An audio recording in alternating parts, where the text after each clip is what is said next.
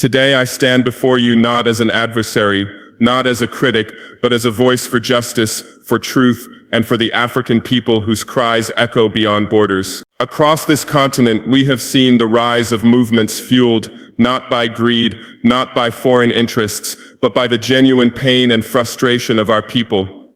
They demand dignity, they demand fairness, they demand a life where their voices matter, where their rights are not trampled under the boots of those sworn to protect them. But what do we see today?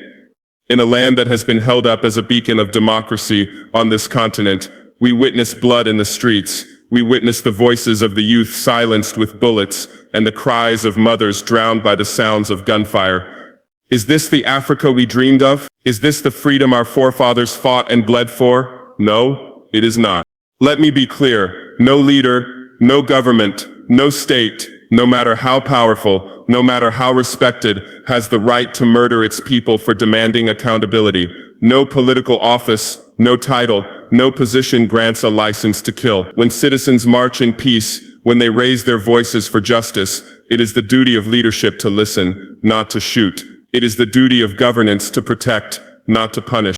We cannot stand idle while African soil is stained with the blood of its children. We cannot turn away and pretend it is an internal matter when the very foundation of our continental unity is built on the principles of human rights and democracy. If we are to call ourselves the African Union, then let us be united, not only in words, but in action. Let us prove that we are not a club of leaders shielding one another, but a family of nations committed to truth, to justice, and to the dignity of our people. Therefore, I call upon the African Union today.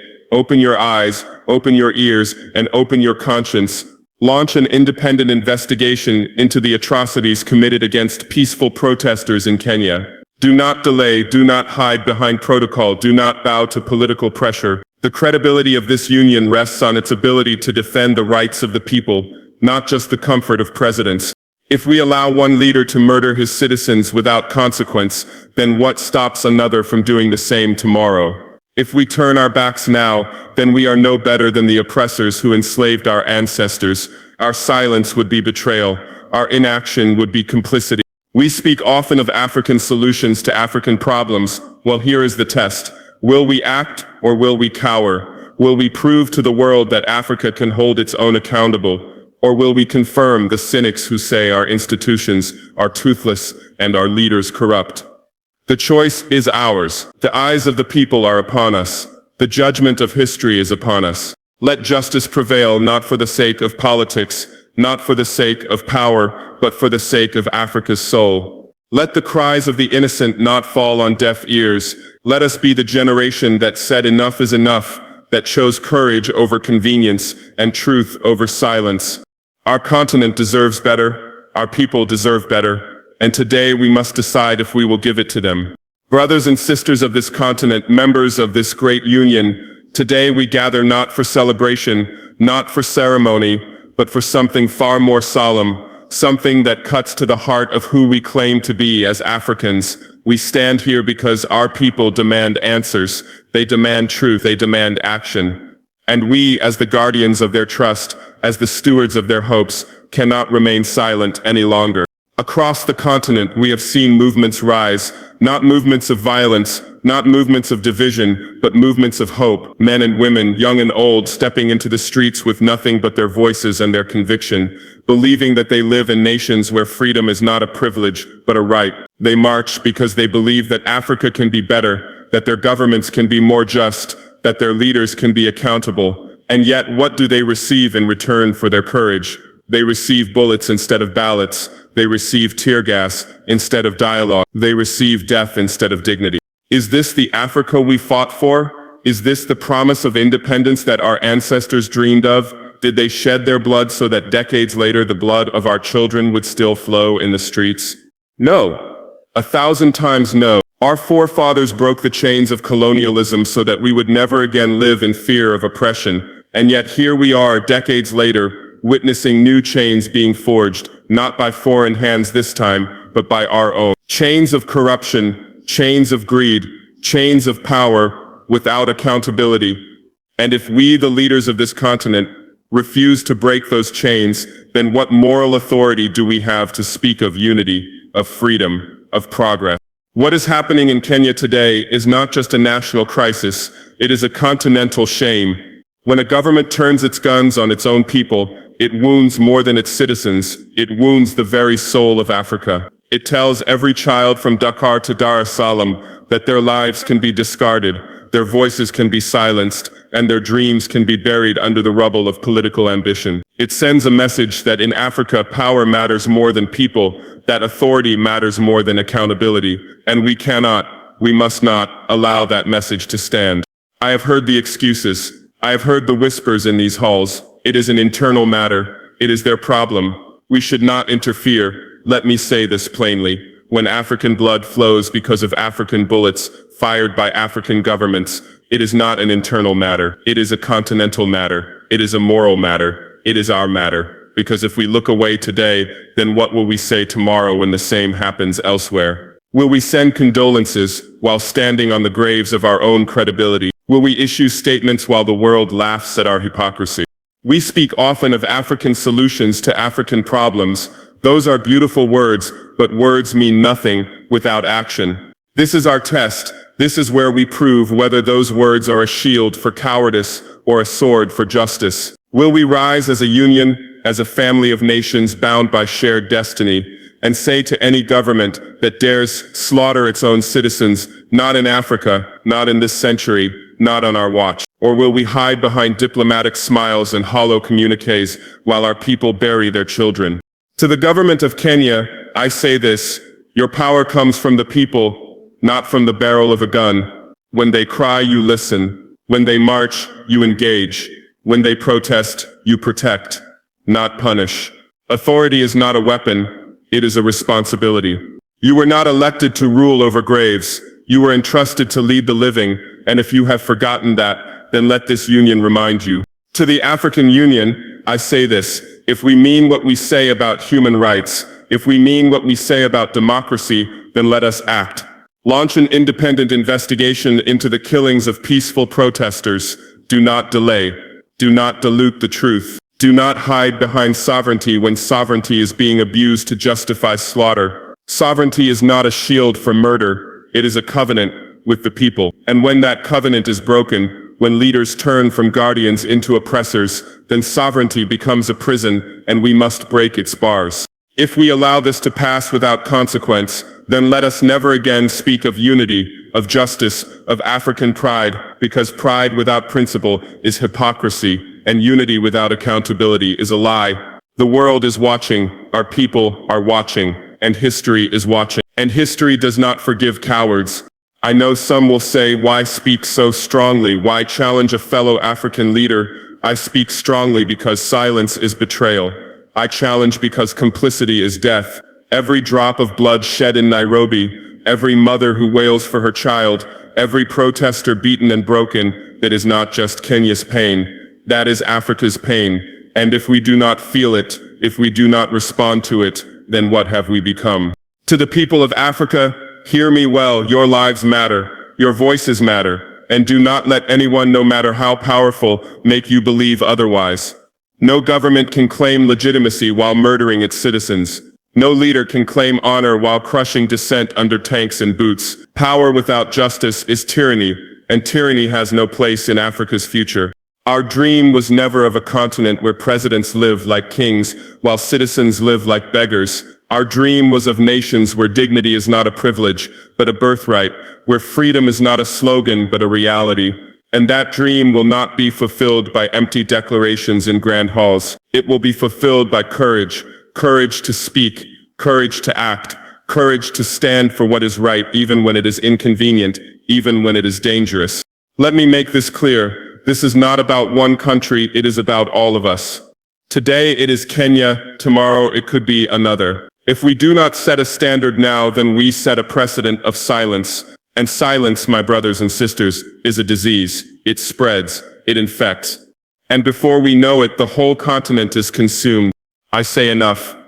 Enough of the killings, enough of the excuses, enough of leaders hiding behind sovereignty to justify tyranny. Our union was not built to protect governments from their people. It was built to protect people from injustice. Wherever it hides, whoever commits it. That is our mandate, that is our mission. And if we abandon it, then we are nothing more than a club of rulers drinking tea while the continent burns. The time for half measures is over. The time for cowardice is over. The time for action is now. Investigate. Hold accountable. Deliver justice. Not tomorrow. Not next year. Now. Because every day we delay, more lives are lost, more graves are dug, and more trust is destroyed. To the leaders of this union, I say this from the depths of my heart. Do not let fear guide you. Do not let politics blind you. Let principle lead you. Let justice guide you. Let the cries of the people pierce your ears and move your conscience. For when the people rise, and make no mistake, they will rise. They will not forget who stood with them and who stood against them. I will not stop speaking this truth, because truth is the only weapon we have against the darkness of oppression. And to those who think they can kill the truth with bullets, let them learn this lesson. You can kill the messenger, but you cannot kill the message. You can silence a voice, but you cannot silence a people. Africa deserves better. Kenya deserves better. The youth deserve better. And it is our duty to give it to them. So let us act, not for power, not for politics, but for the soul of this continent. Let us show the world that Africa does not tolerate tyranny, that Africa does not betray its children, that Africa will always rise to defend justice, no matter the cost. History will judge us, the people will judge us, and God will judge us. Let us make sure that when that judgment comes, we can stand and say we did what was right.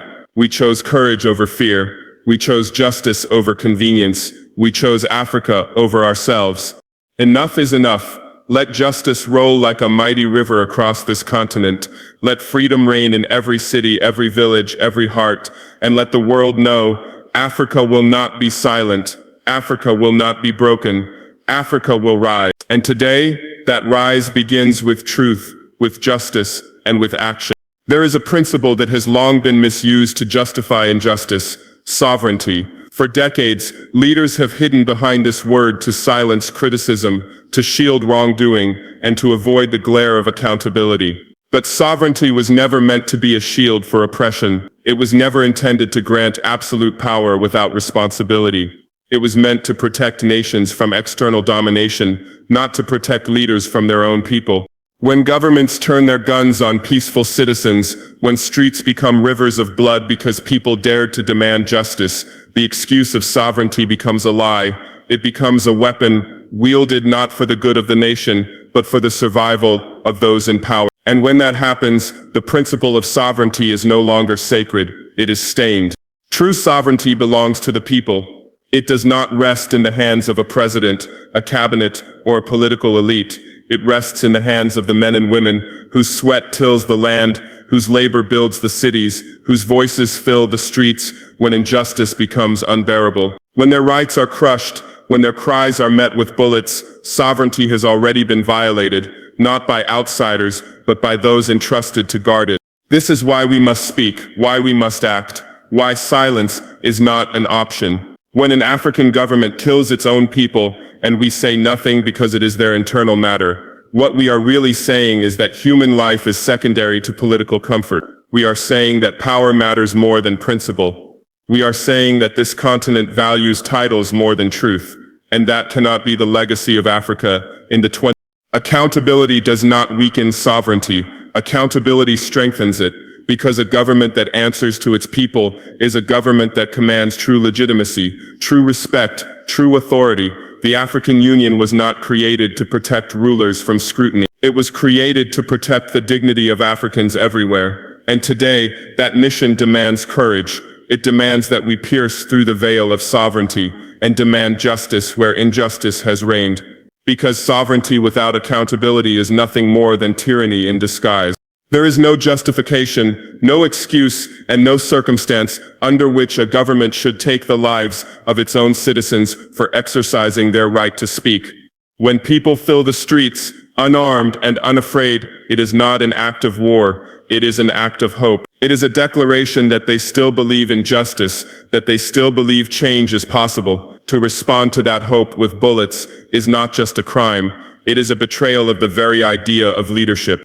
The essence of governance is service, not domination. Power is not a license to kill, it is a responsibility to protect. When peaceful demonstrators are met with armored vehicles, when chants for justice are drowned out by gunfire, a line is crossed that can never be erased. At that moment, the state ceases to be a protector and becomes an oppressor. It turns against its own foundation because the people are the foundation, and when you destroy the foundation, the entire structure will fall.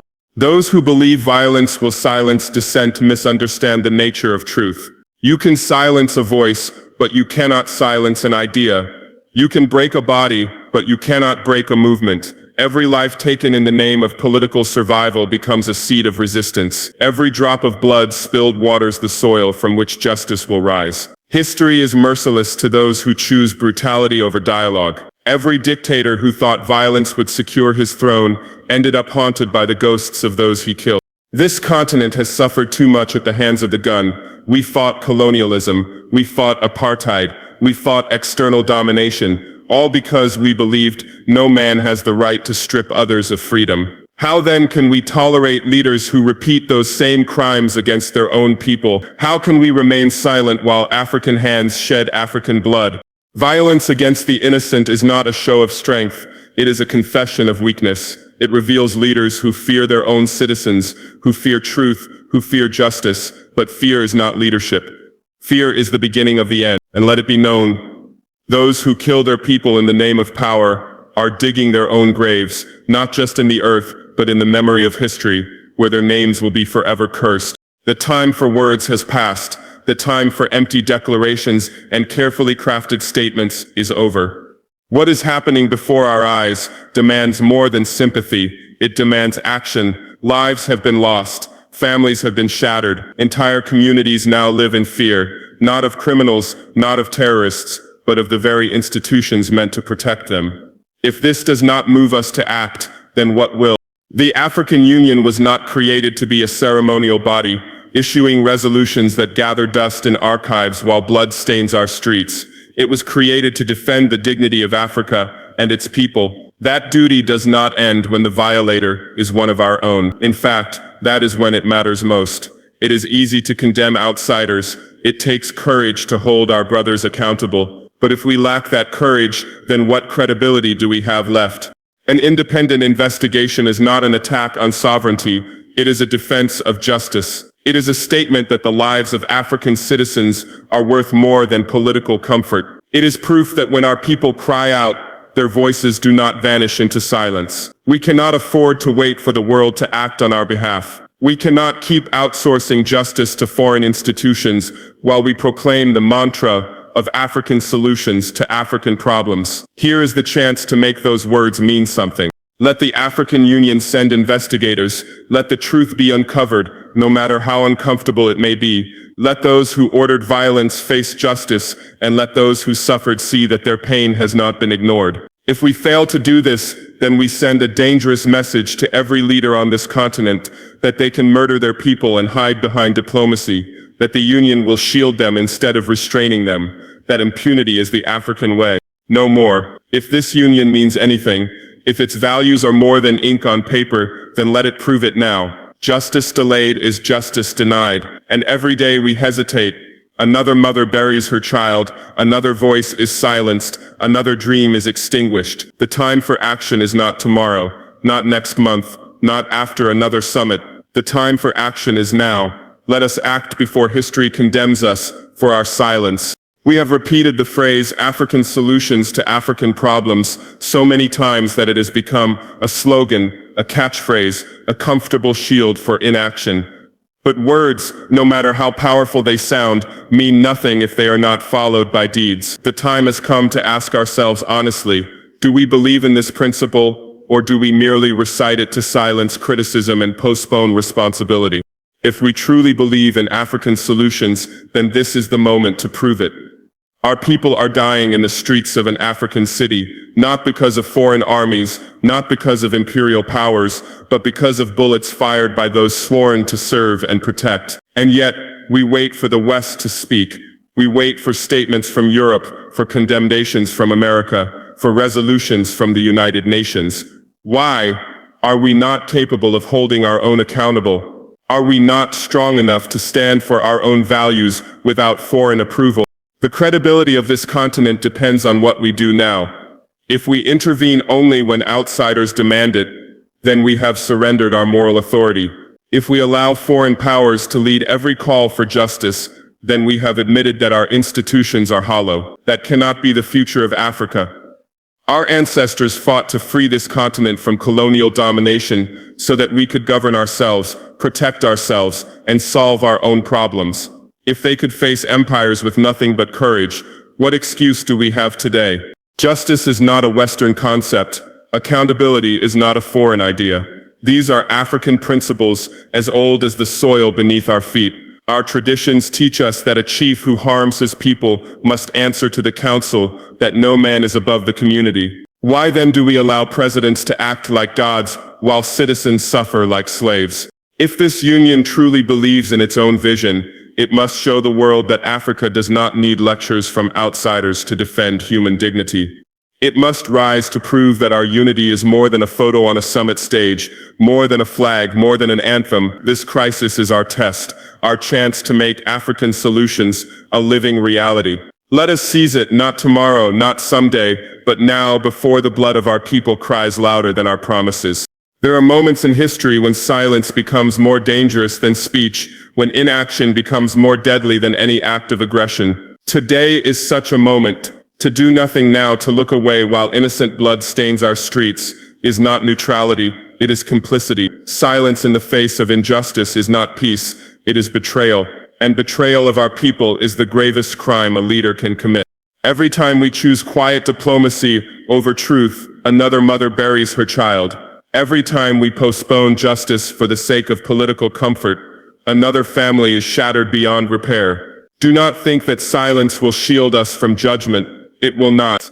Silence will condemn us, not only in the eyes of the world, but in the memory of generations yet unborn. Our children will ask us where we stood when Africans were murdered by their own governments. What will we say?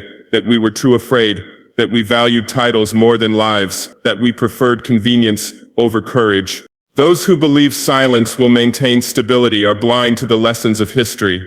Injustice does not die in darkness, it grows. Oppression does not disappear when ignored, it strengthens. And when it explodes, it spares no one. Not the ruler, not the ruled, not even those who thought they could stand aside and remain safe. The fire we refuse to extinguish today will consume us all tomorrow. The world is watching. But more importantly, our people are watching.